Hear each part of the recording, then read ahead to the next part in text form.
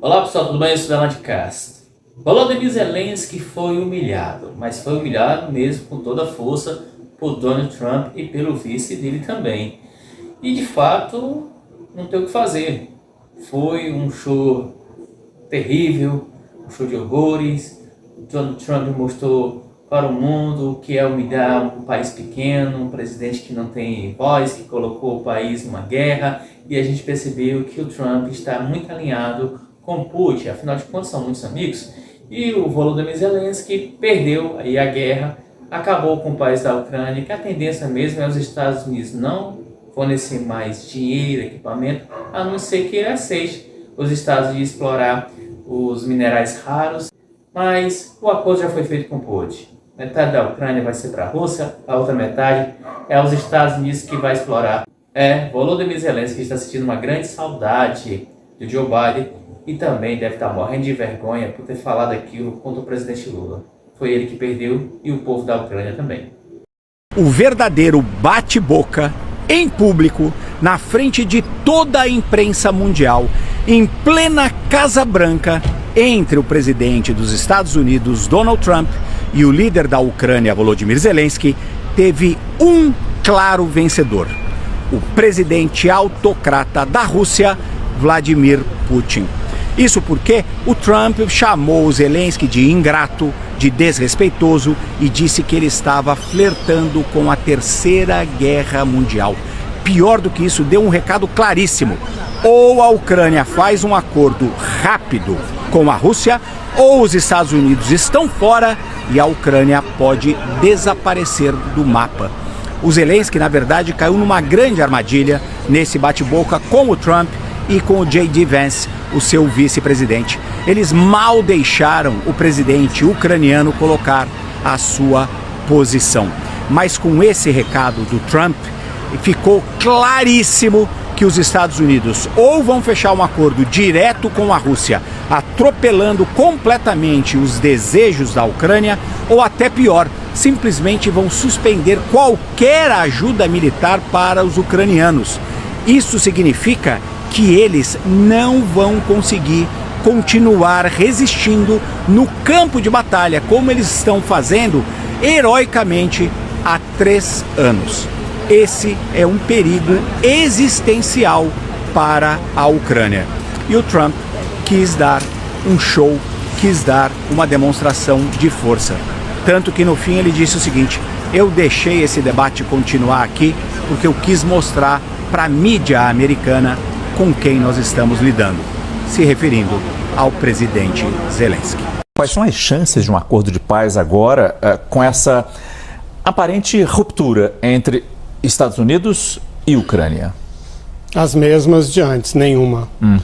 Na segunda-feira eu disse que essa viagem do Macron e do Starmer para a Casa Branca não ia dar em nada, que o Trump ia receber o Zelensky para constrangê-lo e culpá-lo pela falta de um acordo. Veja, o Trump vem humilhando o Zelensky há bastante tempo já. Primeiro conversa com o Putin sobre o destino da Ucrânia, aceita todas as pré-condições do Putin, adota todo o discurso do Putin sobre as causas da guerra, chama o Zelensky de ditador, impõe ao Zelensky um acordo que cobra 4 vezes mais aquilo que os Estados Unidos efetivamente deram de ajuda à Ucrânia. Diz que se o Zelensky não andar rápido vai perder o seu país, né? E depois, de última hora, muda os termos do acordo para ser uma isca para o Zelensky poder ir à Casa Branca, dar esperança ao Zelensky e ao mundo de que poderia haver um acordo. Esquece que disse que o Zelensky era um ditador, ou seja, uma série de provocações, e aí exatamente recebe o Zelensky numa armadilha para tirar o Zelensky do sério. O Zelensky está há 3 anos numa guerra, numa agressão de um país muito mais forte. Dezenas de milhares de ucranianos morreram. É óbvio que Zelensky é sensível a qualquer tipo de humilhação nacional na frente da televisão. diz que o Zelensky não é grato, que não é verdade, o Zelensky sempre agradeceu, apenas não aceita um acordo que era colonialista, que subjugaria a Ucrânia a anos e anos de colonialismo. Ora, se ele está lutando pela independência da Ucrânia em relação à Rússia, por que ele aceitaria ser subjugado pelos Estados Unidos? Qual é o ganho disso, né? E aí, finalmente, provoca o Zelensky a reagir, né, a não se deixar humilhar na frente das câmeras, e quando finalmente o Zelensky reage, então responsabiliza o Zelensky. Fala, tá vendo? Ele não quer a paz. Quando ele quiser a paz, ele pode voltar aqui. Ora, como que o Zelensky não quer a paz? O país dele é o mais prejudicado por essa guerra. Então é toda uma tática, é todo um roteiro que o Trump segue, que a gente pode resumir em um conceito: passivo-agressivo. Provoca o outro para tentar provar que a culpa é do outro pela violência, pela atrocidade que a pessoa está cometendo. Zelensky errou ao aceitar esse convite?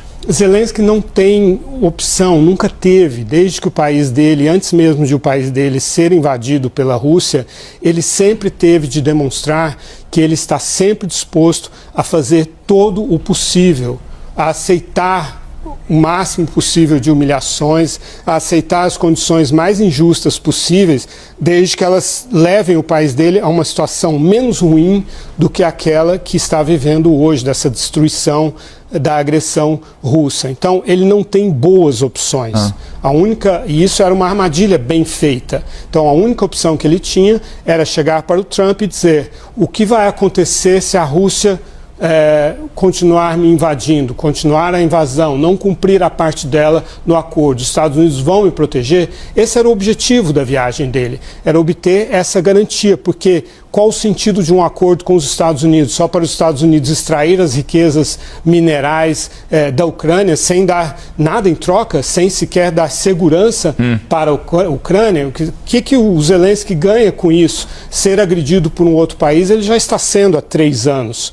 Então, por isso, ele tinha a obrigação moral de ir a esse encontro, mesmo sabendo tudo isso que eu já estou dizendo. Rapidamente, Lorival, a resposta europeia a essa cena, qual deveria ser? É a resposta que está sendo no sentido, em primeiro lugar, de dar solidariedade ao Zelensky, mas a Europa está desarticulada, despreparada para substituir os Estados Unidos na proteção da Ucrânia. Estou em choque. Eu nunca vi algo próximo disso, de uma discussão de um presidente americano, nem com inimigos, nunca. Isso nunca ocorreu. Quer dizer, eles literalmente brigaram. O Trump e o Zelensky brigaram. O Trump literalmente tratando o Zelensky como um inimigo. Quer dizer, a forma como ele lida com o Zelensky, como se o Zelensky fosse um inimigo, como se fosse um criminoso. É dessa forma que o Trump age. Ele age de uma forma até mafiosa, parece filme da máfia, que o Zelensky, ele parece no Sopranos ou no Poderoso Chefão, que o Zelensky chega ali para tentar acertar alguma coisa e o Trump, o Poderoso Chefão, fala: aceita isso, começa a agradecer, seja mais agradecido por toda a ajuda que a gente tem te dado, você não tem poder nenhum, ou você aceita o que a gente está propondo, que é um cessar-fogo, ou você vai ficar sozinho. Quer dizer, ele trata dessa forma. O J.D. Vance também trata com extrema dureza o Zelensky. O Zelensky, tampouco eu já vi fora de debates presidenciais um político, um líder bater tão de frente contra o Trump como o Zelensky bateu, mas o Zelensky depende dos Estados Unidos. O Trump agindo ali como advogado da Rússia na prática. Você vê como sempre quando ele se refere ao Putin de uma forma bem mais amena em relação ao líder russo. Na prática, o que o Trump está falando é o seguinte, só para esclarecer, André. Ele falou que o Zelensky tem que aceitar um cessar-fogo, ponto final, e ainda esse acordo dos metais raros com os Estados Unidos. O Zelensky diz que tinha um cessar-fogo, é verdade que o Zelensky fala, que tinha um cessar-fogo que foi negociado com Macron e a Merkel depois que a Rússia anexou a Crimeia e ocupou parte do leste da Ucrânia ali em 2014, só que o Putin violou aquele acordo de cessar-fogo. Então ele quer garantias de segurança de que o Putin não vá desrespeitar de novo o cessar-fogo. Essa é a posição do Zelensky. O que o Trump diz? Olha, Zelensky, o Putin desrespeitou, porque eram figuras fracas que estavam no poder, era porque estava o Biden. Quando ele, Trump, estava no poder, o Putin não desrespeitou. Para o que o Zelensky argumenta é o seguinte: olha, enquanto o Trump estava no poder de 2017 a 2021, a Rússia estava dentro da Ucrânia, tinha Crimeia anexada e morriam pessoas ali nas ações militares russas. Então são essas duas posições entrando em choque nesse momento. Mas a grande questão mesmo, Andréia, é uma ruptura gigantesca. O Zelensky, 1 ano, 2 anos atrás, vinha para os Estados Unidos, ele era recebido no Congresso de forma, assim, com apoio de todos os republicanos e todos os democratas. Ninguém batia de frente com o Zelensky. O Marco Rubio, que é o secretário de Estado do Trump, era um fã do Zelensky e tratava o Putin de forma terrível. Vê como eles mudaram, é uma mudança, uma guinada tremenda daqueles Estados Unidos pró-Ucrânia, pró-Ocidente, né, aliado da Europa, para os Estados Unidos, que trata o Zelensky como adversário, o Putin na prática como aliado, por mais que o Trump fale que esteja no meio do caminho, e lembrando que a Europa quase inteira está com o Zelensky. Então também é uma ruptura do Trump com o Ocidente europeu, né, com a Europa. Vamos lembrar que dias atrás os Estados Unidos votaram na ONU contra a Ucrânia, contra uma resolução que condenava a invasão russa da Ucrânia na Assembleia Geral da ONU, se negando a condenar e, inclusive, a qualificar como invasão a guerra de agressão russa na Ucrânia. Os Estados Unidos votaram contra todos os seus aliados e votaram ao lado da Rússia, da Belarus e da Coreia do Norte. Como o Guga explicou, Trump agiu aí no Salão Oval como um aliado de Putin. E, além de aliado de Putin, como um chefe colonialista tentando impor um acordo de extorsão à Ucrânia.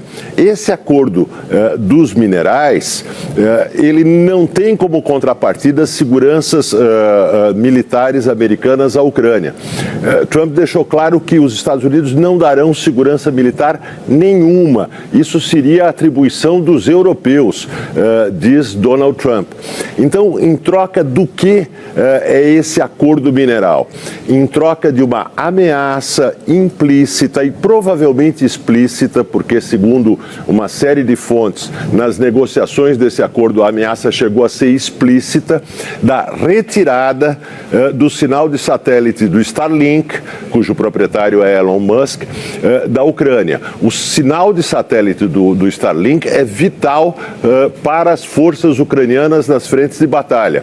Sem esse sinal, as forças ucranianas perdem as suas comunicações entre si, comunicações com drones, comunicações logísticas em geral.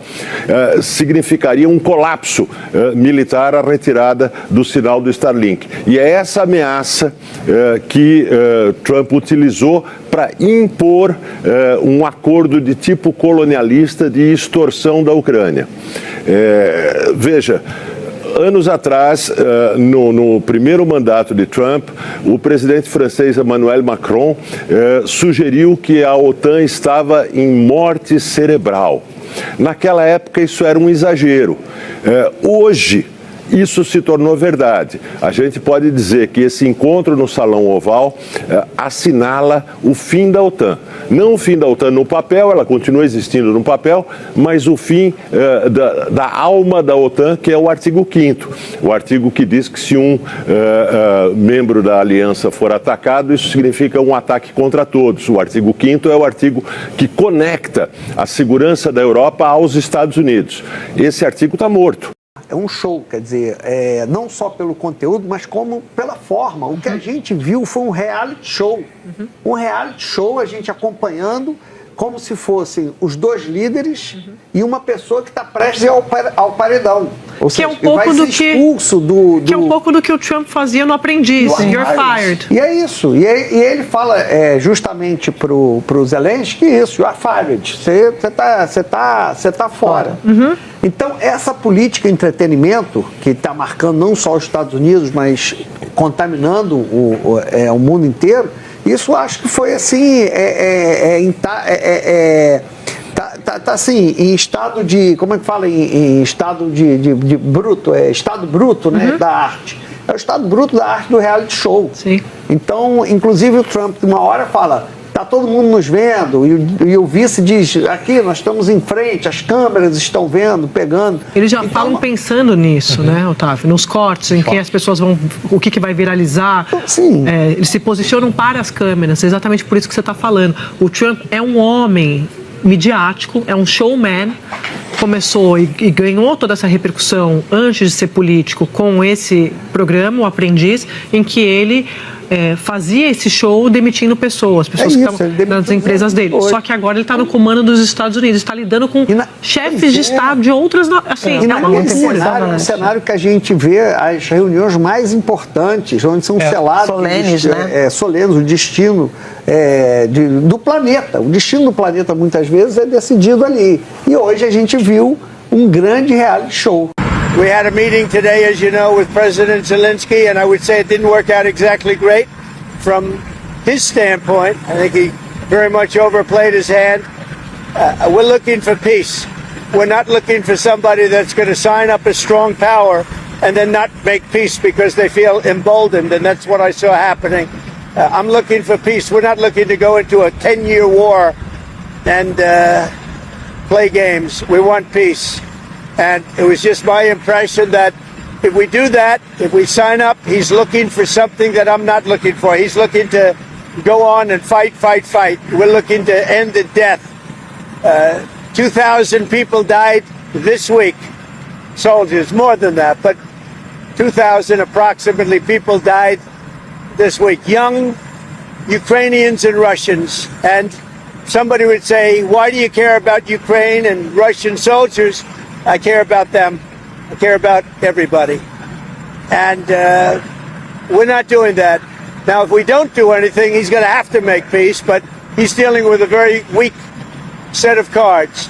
If we sign, he's dealing with a very strong set of cards, and then he doesn't want to make peace. So that's where we are. It's very simple. I'm not looking to get into anything protracted. I want immediate peace. President Putin is going to want to make, and he wants to end it. And you saw what I saw today. This is a man that wants to get us signed up and keep fighting, and we're not doing that. Not for this country. He's got to say, I want to make peace. He doesn't have to stand there and say about Putin this, Putin that, all negative things. He's got to say, I want to make peace. I don't want to fight a war any longer. His people are dying. He doesn't have the cards, just so you understand it, okay? I can tell you. Well, he says he wants it now. He wants to come back right now, but I can't do that. I can't. He didn't want to do about ceasefire. A ceasefire could take place immediately. A contract, if you want to end the war, you sign up an agreement. That's going to take a period of time. It takes time. That was not a man that wanted to make peace. And I'm only interested if he wants to end the bloodshed. Thank you very much, everybody.